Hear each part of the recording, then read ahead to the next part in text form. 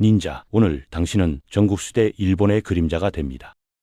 검은 복면 속에서 달빛을 가르는 전설의 암살자. 아마 당신은 그런 모습을 떠올렸겠죠. 하지만 곧 알게 될 겁니다. 그림자로 산다는 건 단순히 어둠 속에 숨는 게 아니라는 것을. 태어나는 순간부터 자신의 이름조차 갖지 못한 채 평생을 유령처럼 살아가는 것이라는 걸요.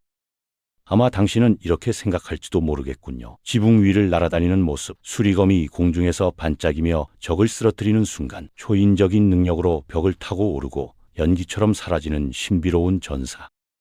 영화와 만화 속 닌자는 언제나 멋있었으니까요. 힘도 자유도 그리고 무엇보다 존경받는 영웅의 모습까지. 당신도 그런 존재가 될 거라고 잠깐이라도 기대했을지 모릅니다.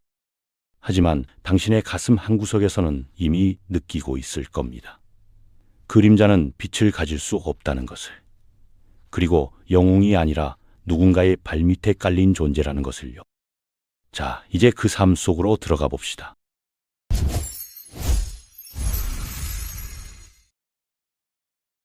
당신이 눈을 뜨는 곳은 16세기 중반 이가 지역의 깊은 산골 마을입니다. 센고쿠 시대, 일본 전역이 전쟁의 불길 속에 타오르던 시기죠. 하지만 당신은 그 전쟁의 주인공이 아닙니다. 당신은 닌자, 숨고 참고 사라지는 자로 태어났습니다. 그리고 이 마을에는 잔혹한 규칙이 하나 있습니다. 태어나는 아이에게 진짜 이름을 주지 않는다는 것. 왜일까요? 이름은 고문대 위에서 풀어야 할 대상이 되기 때문입니다. 대신 당신은 여러 개의 가짜 이름을 받습니다. 상황에 따라 다른 이름으로 불리며 자라죠. 당신이 누구인지 당신조차 혼란스러워지기 시작합니다.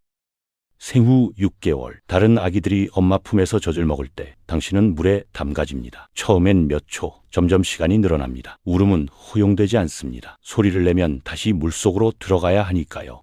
이것이 당신의 첫 수업입니다. 고통은 약함이 몸에서 빠져나가는 과정이라고 강사는 말합니다. 하지만 그건 거짓말이에요. 그냥 고통일 뿐입니다. 4살이 되면 나무 타기가 시작됩니다. 3m 높이에서 떨어지는 건 일상이 됩니다. 팔이 부러져도 이마가 찢어져도 다시 올라가야 합니다. 식사 시간도 평화롭지 않습니다. 같이 밥을 먹던 아이가 갑자기 목에 나무젓가락을 들이대거든요. 매복 훈련입니다. 언제 어디서든 공격받을 수 있다는 걸 몸에 새기는 거죠. 당신은 숟가락을 들 때마다 긴장하게 됩니다. 5살 생일날 당신은 선물을 받습니다. 진짜 쿠나이 칼입니다. 장난감이 아니에요. 날이 서 있는 실전용 무기죠. 처음 잡았을 때 실수로 손가락을 베었습니다. 피가 흘렀습니다. 아무도 치료해주지 않았어요. 실수로부터 배운다는 말만 들었죠. 그날 밤 당신은 피 묻은 붕대를 감고 잠들었습니다. 다른 아이들이 구구단을 외울 나이. 당신은 인체 급소 17곳을 암기합니다. 어디를 찌르면 즉사하고 어디를 찌르면 천천히 죽는지. 학교 숙제는 독약 제조입니다. 잘못 섞으면 강사가 맛을 보다가 죽을 수도 있어요. 실제로 그런 일이 일어난 적도 있습니다. 그 강사의 시체는 조용히 산에 묻혔고 다음날 수업은 평소처럼 진행되었습니다.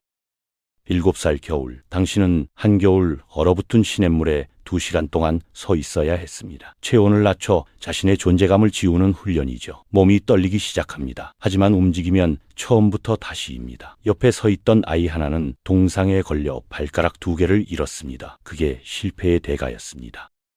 이 무렵부터 식단도 바뀝니다. 일반 음식에 쓴 약초와 독초가 조금씩 섞이기 시작해요. 독에 대한 내성을 키우기 위해서죠. 저녁 식사 후 복통에 시달리는 건 일상이 됩니다. 강사는 말합니다. 독의 맛을 구분하지 못한다면 더 많은 연습이 필요하다. 오크 향이 나는 나이트 쉐이드, 쓴맛이 강한 투구꽃독. 당신은 혀로 이것들을 구분할 수 있어야 합니다. 10살이 되자 변장수를 배웁니다. 승려, 상인, 농부, 심지어 여성으로 위장하는 법까지. 문제는 당신이 한 번도 평범하게 살아본 적이 없다는 겁니다. 그래서 몇 달씩 진짜 마을 사람들을 관찰해야 했어요. 어떻게 웃고 어떻게 걷고 어떤 말투를 쓰는지 완벽히 따라해야 했죠. 부자연스러운 행동 하나가 정체를 드러낼 수 있었으니까요. 당신이 상상한 닌자의 삶은 아마 화려했을 겁니다. 영웅처럼 칭송받고 적을 쓰러뜨리고 자유롭게 살아가는 모습. 하지만 현실은 이렇습니다. 당신은 이름도 없고 기록에도 남지 않으며 성공해도 칭찬받지 못합니다. 실패하면 주군조차 당신의 존재를 부인합니다.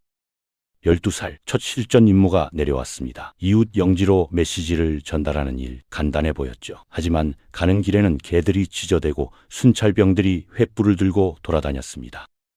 한 번이라도 눈에 띄면 실패였어요. 더 무서운 건 강사가 몰래 뒤를 따라온다는 것이었습니다. 임무를 완수하고 돌아왔지만 칭찬은 없었습니다. 네가 움직이는 걸 3번 봤다. 다시 하라. 그게 전부였습니다. 10대 시절의 가장 큰 고통은 고립이었습니다. 친구를 만들 수 없었어요. 일반인과 친해지면 정체가 들킬 위험이 있었고 같은 훈련생들은 경쟁자였으니까요. 그리고 어느 날 당신은 알게 됩니다. 친하게 지내던 동료가 언젠가 자신을 죽이라는 명령을 받을 수도 있다는 걸요.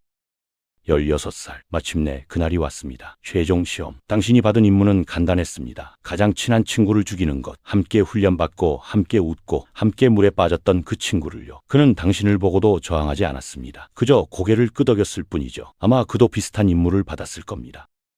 당신의 칼이 그의 목을 관통했을 때 당신 안에서 무언가가 죽었습니다. 감정이라는 이름의 무언가가요.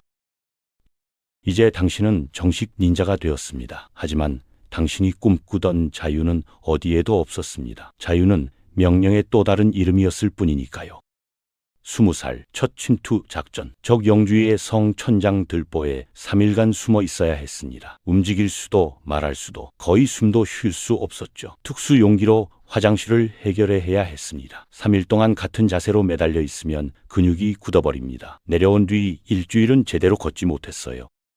어느 임무에서는 상인으로 변장해 석 달을 살았습니다. 매일 시장에 나가 물을 팔고 밤에는 주막에서 정보를 수집했죠. 다이미의 사촌이 화장실 가는 횟수까지 기록해야 했습니다. 대부분은 무의미한 정보였지만 가끔 중요한 단서가 숨어 있었어요. 실제로 취질 정보가 암살 계획에 활용되기도 했죠. 검은 닌자 복장 거의 입지 않았습니다. 대부분의 시간을 농부나 상인 차림으로 보냈거든요. 검은 옷은 야간 침투나 심리전이 필요할 때만 입었어요. 평소엔 그냥 지저분한 농민복을 입고 무가격에 관심 있는 척 연기했습니다.